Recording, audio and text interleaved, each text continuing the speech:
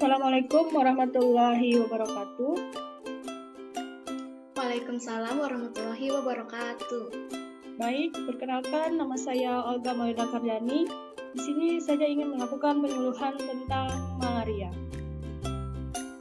Pertama-tama saya ingin menjelaskan apa itu malaria. Malaria adalah penyakit infeksi menular yang disebabkan oleh parasit Plasmodium yang menyebar melalui gigitan nyamuk. Kemudian di sini ada penyebab penularan malaria. Malaria disebabkan oleh parasit Plasmodium yang disebarkan oleh gigitan nyamuk Anopheles betina. Setelah gigitan nyamuk tersebut parasit masuk ke dalam tubuh dan menempati organ hati, di mana parasit tersebut dapat tumbuh dan berkembang biak.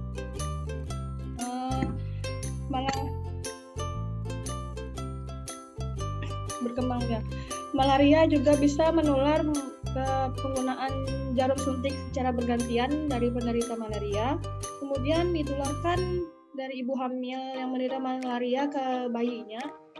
Yang terakhir adalah transfusi darah, di mana transfusi darah itu sang petransfusi itu menderita malaria.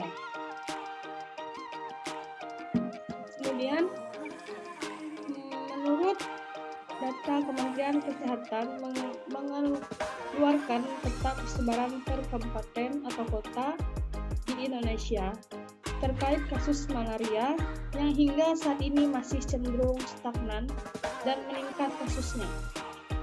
Berdasarkan data tren kasus positif malaria dan jumlah penderita malaria, ternyata kabupaten atau kota endemis tinggi malaria masih terkonsentrasi di kawasan timur Indonesia seperti Provinsi Papua, Provinsi Papua Barat, Provinsi Nusa Tenggara Timur. Data itu juga mencatat bahwa keseluruhan kasus malaria pada 2019 di Indonesia sebanyak 250.644, kasus tertinggi sekitar 86% terjadi di Provinsi Papua sebanyak 216.380 kasus. Kemudian disusul dengan Provinsi Nusa Tenggara Timur sebanyak 12.909 dan kasus Provinsi Papua Barat sebanyak 7.079 kasus. Gejala malaria itu akan muncul setelah 10-15 hari setelah gigitan nyamuk tersebut. Gejala yang dirasakan penderita seperti demam, menggigil, sakit kepala, berkeringat banyak, lemas, pegal linu, gejala anemia atau kurang darah, mual atau muntah, nyeri perut, diare, dan ketika buang air besar itu berdarah. Serangan gejala malaria sering digambarkan melalui 3 tahap selama 6-12 jam, diawali dengan menggigil, lalu berkembang menjadi demam dan sakit kepala. Kemudian penderita akan berkeringat banyak dan lemas, hingga akhirnya suhu tubuh kembali normal. Dan yang terakhir, cara pencegahan malaria. Caranya yang pertama menjaga kebersihan diri dengan cara mandi kurang lebih 2 hari. Mandilah kurang lebih dari 2 hari sekali agar tubuh bersih dan tak berbau sehingga nyamuk tuh enggan untuk mendekati.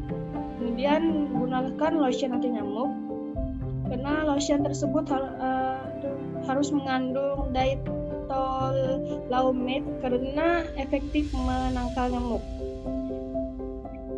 Kemudian yang ketiga, tidur pada kasur yang berkelambu. Seperti tirai tipis berjaring tersebut akan mencegah nyamuk untuk mendekati sehingga terhindar dari penyakit malaria, bahkan gigitan serangga lainnya. Yang terakhir, gunakan baju dan celana panjang berwarna terang. Menggunakan pakaian tersebut akan membuat kulit tertutupi sehingga nyamuk sulit untuk menggigit. Dan kenakanlah terutama pada sore atau malam hari karena nyamuk lebih aktif pada sore dan malam hari karena penciuman itu lebih tajam sehingga akan lebih mudah mencari mangsa.